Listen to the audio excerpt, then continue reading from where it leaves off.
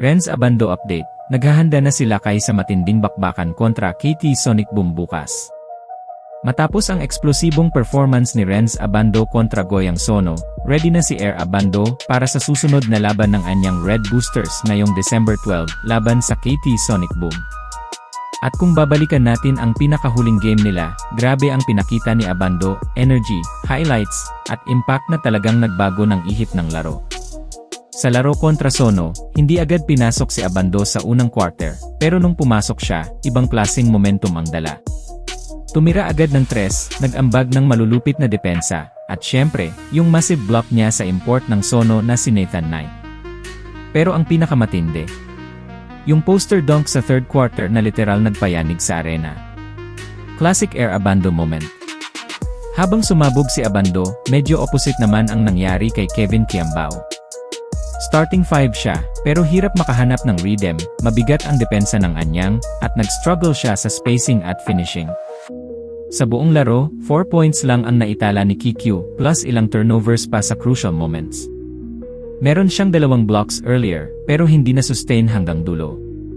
Kaya nung bumitaw ang Sono ng momentum, hindi nila na-maintain, leading to their collapse sa fourth quarter. Final score, 78-87, panalo ang anyang. At malaking dahilan doon ang presence ni Abando, 9 points, multiple highlight plays, at all-around hustle. Kaya ngayong paparating na laban kontra KT Sonic Boom, malaking expectation ang nakapatong sa balikat ni Abando. Huling meeting nila, natalo ang anyang at maliit lang ang naging ambag ni Renz. Pero ngayon, ibang version na ang pinapakita niya, mas agresibo, mas kumpiyansa, at kitang-kita na mas malaki ang role niya sa rotation. Para sa fans, magandang abangan kung paano niya itatranslate ang momentum na nakuha niya laban sa Sono papunta sa matchup nila kontra sa team nila JD Kagulangan. At kung si Kevin Kiambao man ay magigising sa slump niya, posibleng makakita tayo ng next round ng Pinoy Showdown sa KBL, pero this time, kaabang-abang ang magiging laban nila Abando bukas. One thing's for sure. Lamang ang anyang kapag naglaro si Renz Abando like it's superstar. Abangan natin kung tuloy-tuloy na ang pag-arangkada ni Air Abando sa KBL.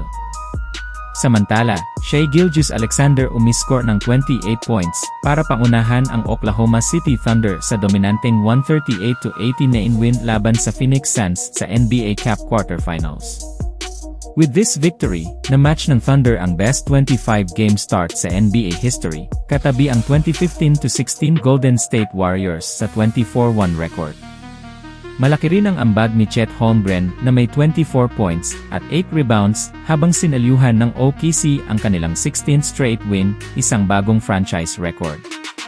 Pasok na sila sa semifinals kung saan makakaharap nila ang Lakers o Spurs. Expected na magiging dikit ang laban dahil last time, 123-119 lamang ang inabot ng OKC kontra Suns. Pero malaking kawalan para sa Phoenix si Devin Booker, na out pa rin dahil sa strained right groin.